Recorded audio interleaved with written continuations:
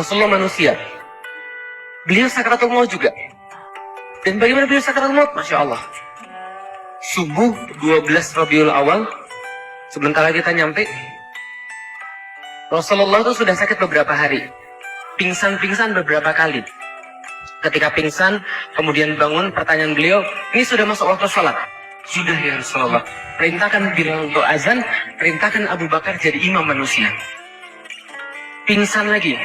Kemudian sadar lagi. Nanyanya apa? Sudah masuk waktu sholat. Sudah ya Rasulullah. Perintahkan Bilal untuk azan, perintahkan Abu Bakar jadi imam sholat. Aisyah datang, ya Rasulullah, Abu Bakar ini adalah orang yang sangat halus sekali menahatinya. Jangan suruh dia. Kalau dia nanti jadi imam sholat, dia pasti nangis sehingga dia nggak bisa membaca Al-Quran. Rasul pingsan lagi. Kemudian ketika bangun, sudah suruh Abu Bakar jadi imam sholat. Aisyah kemudian berkata, jangan Rasul, coba cari yang lain saja. Kalian ini seperti sahabat-sahabatnya Nabi Yusuf. Suruh Abu Bakar jadi imam sholat. Jadi imam sholat, kemudian subuhnya itu Rabiul Awal, para sahabat-sahabat sholat bersama Abu Bakar. Rasulullah mengintip dari balik kemudian tirai. Setelah kemudian beliau bisa mengumpulkan kekuatan untuk berdiri dan bergerak. Andaikan ini adalah kemudian mihrab, taruhlah di sini ada Abu Bakar, rumahnya Rasul di situ, dekat sekali. Dari situ diungkapkan dengan tirainya.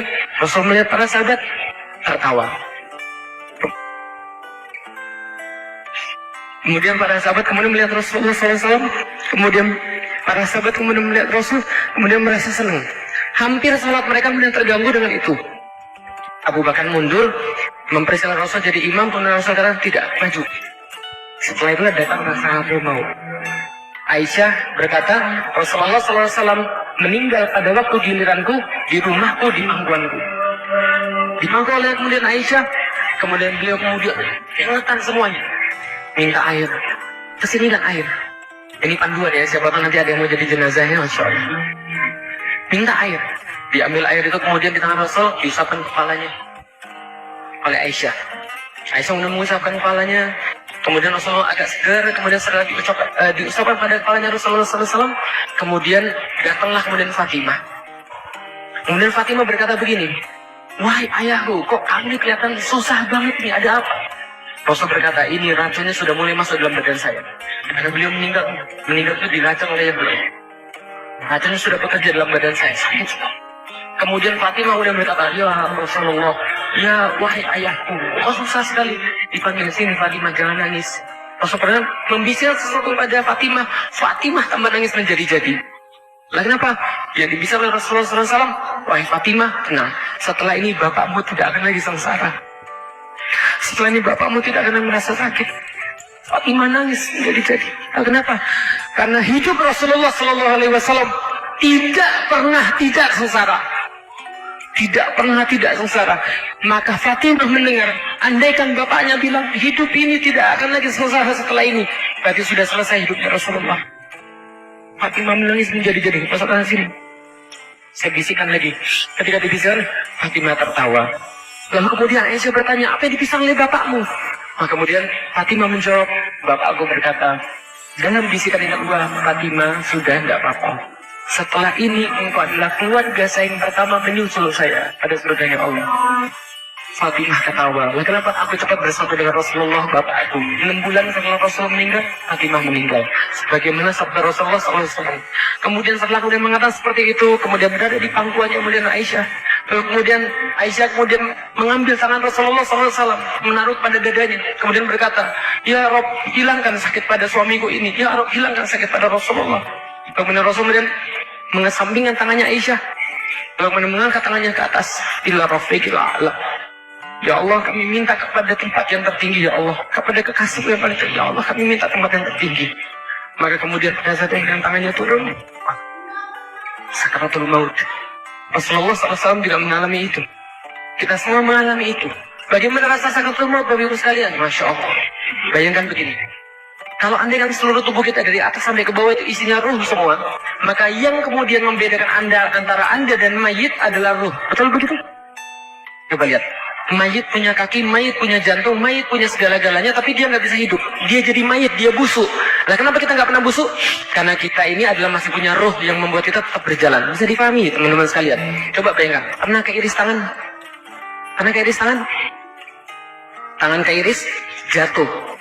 jatuh dagingnya, itu busuk atau tumbuh lagi? Busuk. Kenapa bisa busuk? Karena rohnya hilang. Bayangkan, kalau hilangnya roh itu, hilang roh segitu aja, jatuh kemudian jadi busuk, itu sakitnya kayak tadi. Bayangkan kalau roh itu hilang dari bawah sampai ke atas. Coba bayangkan, apa yang duluan? Kaki. Lalu sampai ke paha, sampai ke tenggorokan. Ada ayatnya, ada. Kalla idza balaghatit taraqi wa qila man raqa. Coba bayangkan baik-baik, ketika nafas sampai tenggorokan, lalu berkata manusia pada hari itu, siapa yang bisa menyembuhkan saya? Gak bisa. Wa zanna annahu al-firaq, dan dia tahu pada hari itu dia tidak akan kembali pada Allah, membawa amal-amal apapun yang dikumpulkan.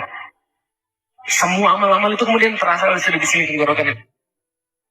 Tadi sampai kuasai 50% kosakata Al-Quran dalam waktu 20 jam. Jika ini selesai. Berita bagusnya, saya kasih tahu Anda, dalam satu hadis Rasul sampaikan, bagi orang-orang yang mukmin, maka disiapkan baginya malaikat-malaikat. Makanya kalau ada orang sakaratul maut, lagi melihat begini, melihat ke atas, segala, pandangannya kosong, jangan diganggu. Nah, kenapa? Dia lagi melihat sesuatu yang Allah janjikan pada dia, apapun itu.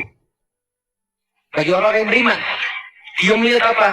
Dalam satu hadis dikatakan, malaikat turun kepada dia dalam bentuk wajah yang bercahaya, dibariskan sejauh mata memandang.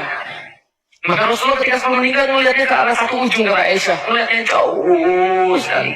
Karena bagi orang-orang beriman, itu di saat malaikat turun sampai ujung mata memandang. Mereka membawa kain kafan, mereka membawa hanut, mereka membawa sebuah parfum dari surga, Masya Allah.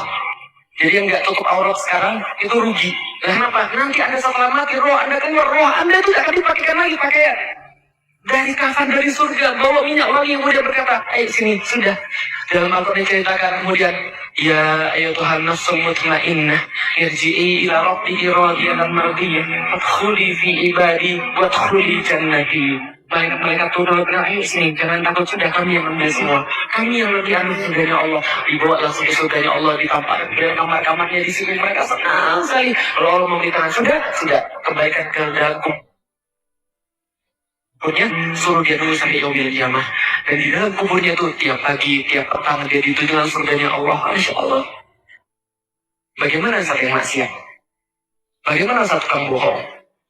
Bagaimana saat orang-orang yang kemudian menzalimi manusia, tidak sayang pada mereka, yang memfitnah manusia, yang menuduh manusia, yang menyulitkan manusia? Gimana mereka ya Allah? Bagaimana mereka saat Rasulullah kata, ada pun orang yang kayak begitu, dibariskan malaikat-malaikat bermuka kasar. Mereka kemudian tidak punya rasa kasihan, dibariskan sampai ujung mata memandang, dan ditarik kemudian nyawanya itu, ditarik oleh beliau ke dalam tangan. Mungkin mana ibu sekalian? Yang pertama dulu,